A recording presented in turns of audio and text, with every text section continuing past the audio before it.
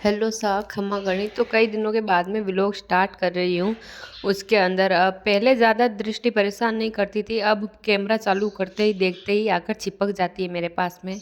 इसको पता है कि मम्मी वीडियो बना रही है, और ख़ास करके तो तब परेशान करेगी कि जब घर में कोई काम होगा या फिर कोई व्रत रखा होगा। अभी रबड़ी रबड़ी बना रही हूँ। अभी सब कुछ बर्तन धोने ही है, बस रोटी बनाई है, सब्जी बनाई है, और तबीयत तो कुछ खास ठीक नहीं है। मुझे बार बार व्लॉग बीच में रोकना पड़ता है क्योंकि बार बार ये दृष्टि आ जाती है और फिर बीच बीच में रोने लगती है। और रात को मैंने मेहंदी लगाई थी, आटे वाला हाथ है इसलिए सही से दिख नहीं रहा है। बहुत ही बड़े बड़े फूल बना दिए इसके अंदर। और मैं जब भी कैमरा स्टार्ट करती हूँ वीडियो बनाना, तब ये दृष्टि जरूर बीच में आती है। इसको पता है कि मम्मी वीडियो बना रही है, तब ज़्यादातर मैं समय सच में निकाल नहीं पाती हूँ। कोई भी, मैं मेहंदी भी लगाई है ना, तो फिर आधी से ज़्यादा बिखर गई है कहीं ना कहीं से, अच्छे से मेहंदी भी नहीं लगा पाती। ये सच में बच्चों को पालना बहुत ही ज़्यादा मुश्किल होता है। फिर भी ये तो बाहर खेलती रहती है ना, तो भी मुझे बहुत ज़्यादा टाइम लग जाता है। अभी तक मैंने घर में से झाड़ू तक नहीं निकाला है। धीरे धीरे करती हूँ। एक तो सुबह के समय जैसे उल्टी जैसा होने लग जाता है, जीव बहुत ही ज़्यादा खराब होता है। और एक तरफ से थोड़ी देर सो जाती हूँ। फिर आज तो मैंने उठकर चाय भी नहीं पी थी, अभी पी है। जस्ट अभी 8:30 बज रहे हैं अभी, अब चाय पी थी और अभी रोटी सब्जी कर रही हूँ। और आज तो दशा माता का व्रत है, तो फिर जल्दी से काम ख़त्म करके वहाँ पे भी जाना है। तो मिलते हैं, देखते हैं कि यहाँ पर दशा माता का व्रत कैसा होता है, क्योंकि हमारे अगली साल मैं पालनपुर थी और वहीं पे मैंने दशा माता का व्रत किया था। यहाँ पे थोड़ा अलग है, चेंज है, और वहाँ पर थोड़ा चेंज है, क्योंकि अपने अपने देश की अलग अलग बात है। तो मैं जल्दी से ये सारा काम फिनिश कर देती हूँ कि इसके अंदर अगर मुझे कितनी भी कमजोरी आ जाए या फिर मैं कितनी भी ज़्यादा बीमार होंगी ना, तो दशा माता का व्रत नहीं छोड़ा जाता। इसे तो किसी भी हालत में करना पड़ता है, क्योंकि ये हमारे घर की दशा होती है। और ये महिलाओं के हाथ में है कि दशा किस तरह से चले। कमाना आदमी के हाथ में है, पर व्रत अरत ये सब कुछ औरत के हाथ में। और घर की दशा ये 12 महीनों में एक बार आती है, चैत्र मास में।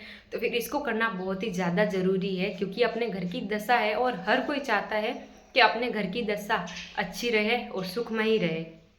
तो इसलिए ये हर महिलाओं को व्रत करना चाहिए, छोड़ना नहीं चाहिए। अगर अभी तक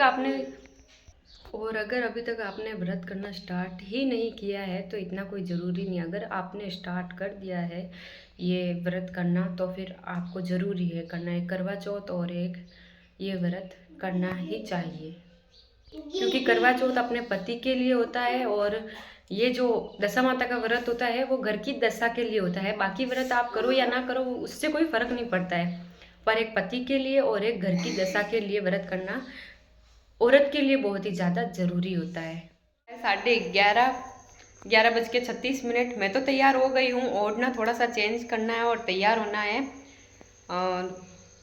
दृष्टि है, उसको ज़्यादातर तैयार करना बहुत ही ज़्यादा मुश्किल है, क्योंकि हम माएँ कहीं पे भी जाते हैं तो सबसे पहले अपने बच्चों को तैयार करना पड़ता है। और बस अभी तो इसे नहलाया है, अब इसे तैयार करना पड़ेगा। इसकी ये आदत बहुत ही ज़्यादा ख़राब है कि ये सुबह हो या शाम कभी भी ये टुवाल दिख जाता है ना, तो इसे लपेट के बाहर चली जाती है और ऐसे ओढ़ कर बैठ जाती है। जहाँ जगह मिले वहीं पे ये ओढ़ कर ऐसे बैठ जाती है।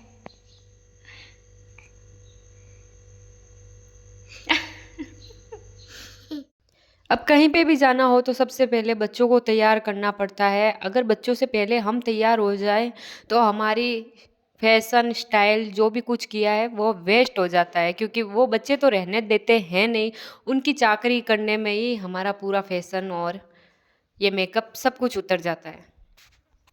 लेकिन दृष्टि में मुझे सबसे ज़्यादा मुश्किल काम इसके 2 चोटे करने और काजल लगाना सबसे मुश्किल काम लगता है। लेकिन बच्चों में ये चीज़ फेमस है कि इनको कितना भी तैयार कर दो, कितना भी अच्छे से रख लो, वो बच्चे आधे घंटे या 1 घंटे के बाद में वैसे के वैसे हो जाते हैं। अब दृष्टि को तैयार करने के बाद में सिर्फ चोटी करनी बाकी थी, मेन काम तो फिर वो कर लेती हूँ। और कहीं पे भी जाती हूँ तो मैं खास कर तो जुड्डा ही करती हूँ क्योंकि मुझे खुले बाल अच्छे नहीं लगते और बच्चों को संभालने में खुले बाल रखना भी नहीं चाहिए क्योंकि आधे से ज़्यादा तो वही तोड़ देते हैं। ये सूट पहनने की मेन वजह तो ये है कि मैंने सोचा कि रील और फोटो शूट करवाऊंगी। मैं यहाँ पर तैयार होकर जाने के लिए खड़ी हूँ और यहाँ पर दृष्टि मेरा ही ओढ़ना लेकर दुल्हन बनकर बैठी है। मैं बोल रही हूँ ना, इसको पता नहीं क्या आदत पड़ी है।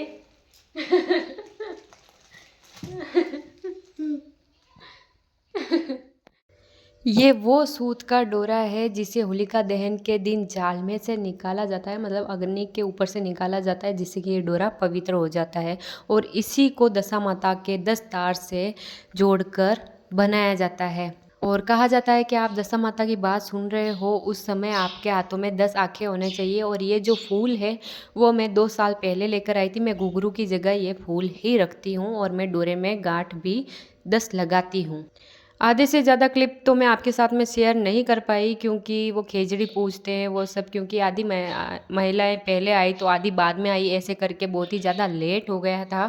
5:30 बज चुके थे, शाम के 5:30 बज चुके हैं। उसी के अंदर जितनी मुझे भूख नहीं लगी है ना, उससे ज़्यादा तो ये दृष्टि मुझे परेशान कर चुकी है। सुबह से मैं आपको बता रही हूँ कि हर काम में मुझे दृष्टि ही ज़्यादा अड़चन कर रही है, परेशान कर रही है। और अभी भी जो मैं इसे घर लेकर आई हूँ बड़ी मुश्किल से, सच में मैं बहुत ज़्यादा व्रत से तो परेशान नहीं हुई हूँ, उससे ज़्यादा तो मैं इससे परेशान हो गई।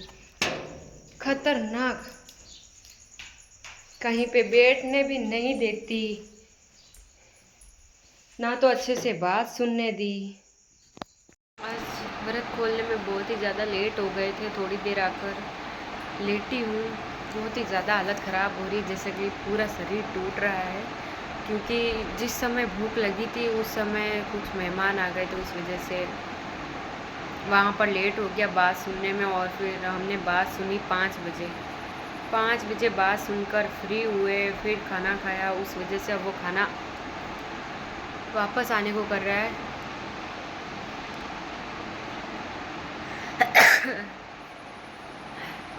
जैसे कि उल्टी जैसा हो रहा है। पानी भी पी रही हूँ तो ऐसा लग रहा है कि पेट के अंदर खाली ही जगह है, कुछ अच्छा भी नहीं लग रहा है। तो आज का दशा माता का उजमना नहीं, व्रत कुछ ऐसा ही था। सभी के घर में दशा माता राजी रहे, किसी की दशा माता ना रूठे। पर मेरा ऐसा होता है कि मैं ज़्यादा भूख लगी हुई होती है, उसके बाद मैं खाना खा लेती हूँ तो फिर उससे डबल मेरी हालत ख़राब हो जाती है। और अब लेटी हूँ तो ऐसा नहीं लग रहा कि आज नींद आने वाली है, पता नहीं क्यों। तो ये व्लॉग यहीं तक का था। पूरा व्लॉग देखने के लिए धन्यवाद।